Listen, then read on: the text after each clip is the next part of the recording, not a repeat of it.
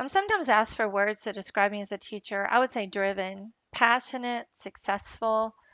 And another thing I'm often asked is why am I a teacher? And the real reason is because I had teachers who believed in me. I had a high school principal who was also my track coach who, when I was a freshman, saw me get involved in a group of kids that I really shouldn't be hanging out with. I was in trouble for skipping school. I had been a straight A student. Instead of giving me detention, he said he needed to see me on the track that afternoon. And I said, yes, sir. And I joined the track team. We ended up winning 3 state champions. It was more than winning, though. He taught me that's important that you value yourself and that you value yourself enough to choose people to hang around that are encouraging and reaching their full potential.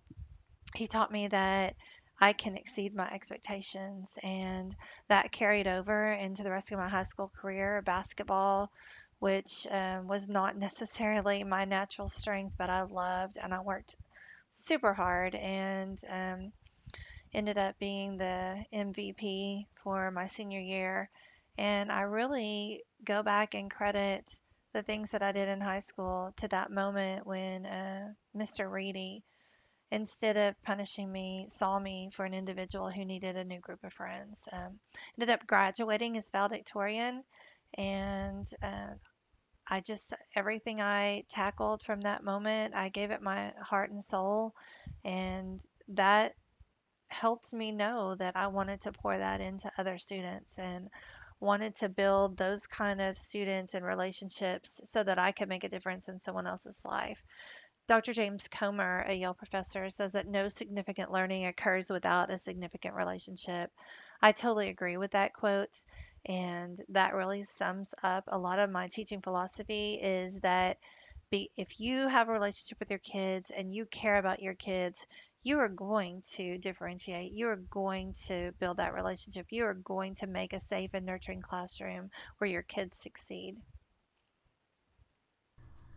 My teaching experiences ranges from teaching pre-K to adults for over 20 years.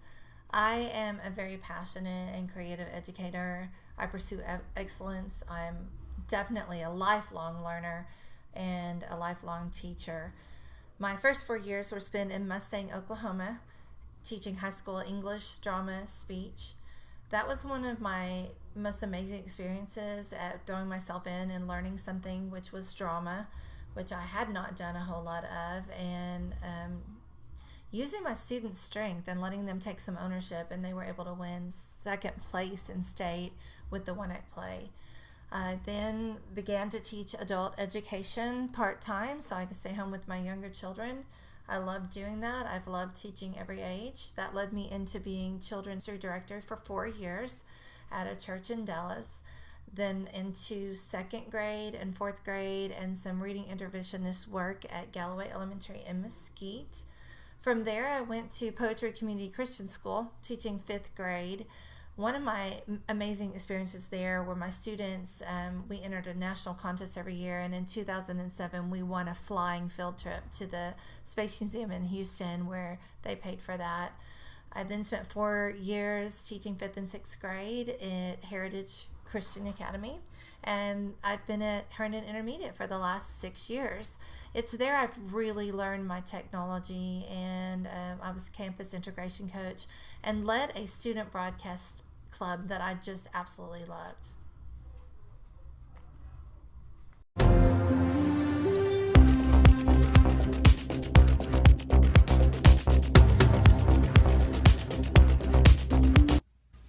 Hey Haley, do you ever wonder what principals do after school or during school while we're in class? Yeah, I do. Hey, didn't you find out earlier this week? Yeah, I did. Let's see what I found.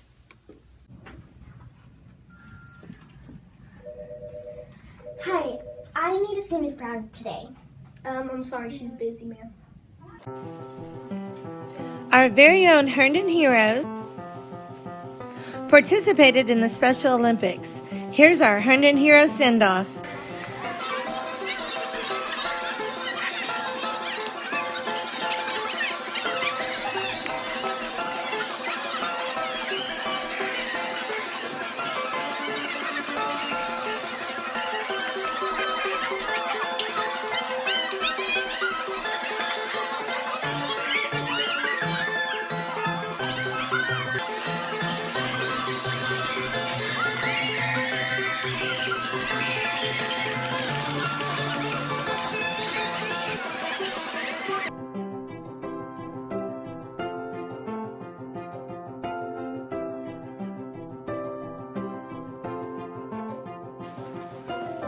We love our Hernan Hero athletes. Aw, that was such a cheerful send-off. I think my heart grew 2 sizes. Speaking of growing, our lost and found pile has been expanding by the minute. Yeah, some people would lose their head if it wasn't attached to their neck. Wow, you guys are grateful for a lot of things. And I'm thankful for the weekend. That's all for today's broadcast. Bye!